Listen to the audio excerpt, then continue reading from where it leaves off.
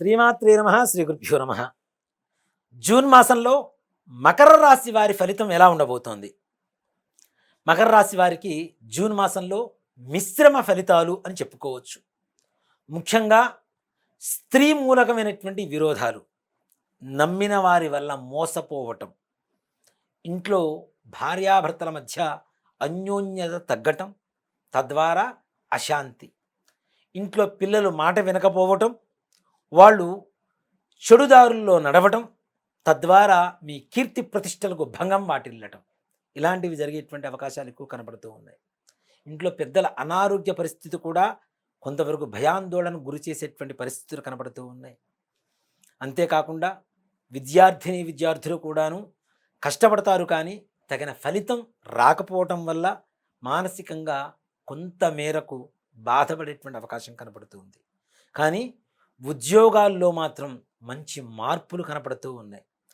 ఉద్యోగంలో తగిన గుర్తింపు, మీరు అనుకున్న దానికి మంచి మార్పులు, అలాగే మీ పెద్దల దగ్గర నుంచి, అంటే మీ సీనియర్స్ దగ్గర నుంచి, పెద్ద ఆఫీసర్ల దగ్గర నుంచి మన్ననలు పొందేటువంటి అవకాశం కనపడుతూ ఉన్నది.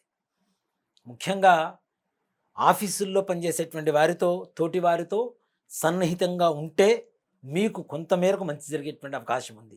మీ మీద ఈర్ష్యాద్వేషాలతో లేనిపోని మాటలు చెప్పేటువంటి వారు కూడా ఎక్కువయ్యేటువంటి పరిస్థితులు కూడా కనబడుతూ ఉన్నాయి. ముఖ్యంగా సినీ పరిశ్రమ వారి విషయానికి వస్తే వారికి కూడా అవకాశాలు చక్కగా చేజిక్కించుకుంటారు. దాంతోపాటుగా ఆర్థికంగా లాభపడుతూ ఉంటారు. ముఖ్యంగా ఎవరైతే స్త్రీలతో ప్రేమ వ్యవహారాలలో ఉంటారో వాళ్ళ వల్ల మోసపోయేటువంటి అవకాశం మాత్రం ఎక్కువగా కనబడుతూ ఉన్నది. కాబట్టి తగిన జాగ్రత్తలు తీసుకోవాల్సినటువంటి పరిస్థితి ఉంది. అలాగే షేర్ మార్కెట్ వ్యవహారంలో కూడా ఆదాయం బాగుంటున్నట్టుగా కనబడుతూ ఉంటుంది. మాసం చివరిలో మాత్రం చివరికి అది నష్టాల బాటలోగా నడుస్తూ ఉంటుంది. తద్వారా బాధపడాల్సినటువంటి పరిస్థితి కనబడుతూ ఉంది. కాబట్టి ఆలోచించి పెట్టుబడులు పెట్టడం చాలా మంచిది. రాజకీయ నాయకుల పరిస్థితికి వస్తే నిజంగా శత్రువులు కూడా మిత్రులు అవుతారు. తద్వారా ఉన్నతమైనటువంటి పదవీ యోగం కలుగుతుంది. అంతేకాకుండా మీరు ఊహించిన దానికంటే ఉన్నత పదవి పొందేటువంటి అవకాశం ఉంది. దాంట్లో కూడాను ప్రజాదరణ పొందుతారు, మీ పెద్దల మన్ననలు పొందుతారు, నాయకుల మన్ననలు పొందుతారు. అట్లానే మీ పరిపాలన కూడా సుభిక్షంగా ఉండడానికి పయనించి రావాల్సినటువంటి ధనం కూడా మీ చేతికి అందడం, తద్వారా ప్రజలకు కావలసినటువంటి వనరులు సమకూర్చేటువంటి అవకాశం కూడా ఈ యొక్క మకర రాశి వారికి ఈ మాసంలో, జూన్ మాసంలో తప్పనిసరిగా జరిగేటువంటి మంచిగా చెప్పుకోవచ్చు. అలాగే జూన్ మాసంలో రైతుల విషయానికి వస్తే వీళ్ళకి అంత పెద్ద చెప్పుకోదగ్గ మార్పులు అయితే రావు, కానీ పర్వాలేదు అనుకునేటువంటి స్థితిలోనే ఉండిపోతూ ఉంటారు.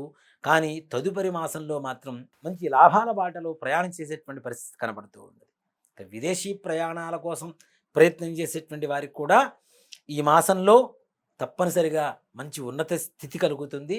అంతేకాకుండా ఉద్యోగాల ద్వారా కూడా విదేశీ ప్రయాణాలు చేయవలసినటువంటి ఆవశ్యకత, అవసరం, అలాంటి అవసరాన్ని మీరు సద్వినియోగపరుచుకుంటే మీ భవిష్యత్తు ప్రణాళికకు మంచి మార్గం కనపడుతూ ఉంటుంది. అలాగే విదేశాలు వెళ్ళినటువంటి వారికి కూడాను మంచి ఉద్యోగ స్థితి, విద్యా అవకాశాలు మంచిగా అందుతూ ఉంటాయి. అలాగే ముందుగానే విదేశాల్లో ఉన్నటువంటి వాళ్ళకు కూడా ఉద్యోగ అవకాశాలు పొందుతూ ఉంటారు, ప్రమోషన్స్ పొందే అవకాశాలు ఉన్నాయి. అలాగే ఆర్థికంగా కూడాను లాభపడేటువంటి అవకాశాలు సంపూర్ణంగా కనబడుతూ ఉన్నాయి.